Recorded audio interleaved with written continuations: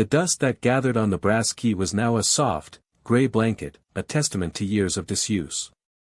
For Noah and Elara, the hidden room with its perspectival window became a foundational myth of their shared life, a story told not to guests, but whispered between them on difficult nights, a reminder of the quiet truth they had each found. Their life together was built in that same spirit. A small ceramic studio they opened in a sunlit storefront, where the pace was dictated by the drying of clay and the patient turning of the wheel, not by quarterly goals. Noah's sketches of the neighborhood evolved into intricate pen and ink drawings that filled the studio walls, maps of a world deeply seen and loved. They cultivated a garden on their tiny balcony, learning the language of plants, when to water, when to prune, when to simply let be. The key's lesson had woven itself into the very fabric of their days. Understanding had become a practice, not an event. This practiced piece was profoundly tested the winter the studio's roof leaked, destroying a season's worth of delicate, unfired work. The financial strain was immediate and sharp, a cold wind threatening their carefully built warmth. Old instincts roared back in Noah, the frantic urge to fix, to hustle, to force a solution.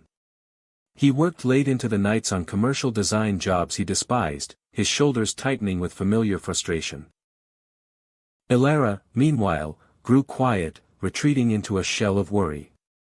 One bitterly cold evening, after a silent dinner, Noah found himself standing before the bookshelf, the hidden door now permanently blocked by a heavy storage cabinet filled with clay and tools. He looked at it, feeling a hollow ache for the simple clarity the room had once offered. With a sigh that came from a place of defeat, not surrender, he walked to the entryway bowl. He brushed the dust from the key, its metal cold in his palm that he did not move the cabinet. Instead, he walked to Elara, who was staring blankly at their dormant kiln. Without a word, he placed the key in her hand and closed her fingers around it. The touch broke her reverie. She looked at the key, then at his tired face, and understood the gesture. It was not a suggestion to open the physical door. It was a plea to remember, to stop the frantic forcing. They sat together on the clay-spattered floor, the key between them, and for hours they talked not of solutions, but of fear, of loss, and of the first pieces they had ever made together. The pressure did not vanish, but the isolation did. The next morning, they began again, not with a frantic plan, but with a shared cleanup, finding a strange beauty in the swirl of ruined clay as it dissolved in water. The key returned to the bowl, unneeded, for they had learned its ultimate secret.